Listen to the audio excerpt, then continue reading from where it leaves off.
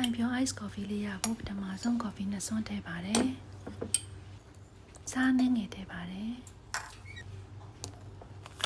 တကြားထည့်ပါမယ်ဒီနွေးလေးထည့်ပါမယ်ဖန်ပလင်းတစ်ခုထဲမှာဒီလိုမျိုးလေးအချိန်နဲ့ကြာအမြုပ်လေးတွေဖြစ်လာအောင် shake လုပ်ပါမယ်ဒီနောက်ခွက်ထဲမှာရေခဲထည့်ပါမယ်လွှမ်းနို့ထည့်ပါမယ်ခုန shake လုပ်ထားတဲ့အမြုပ် coffee လေးထည့်လိုက်ပါမယ်မြုပ်ကလေးတွေအပေါ်မှာဖြစ်နေတာအတွက်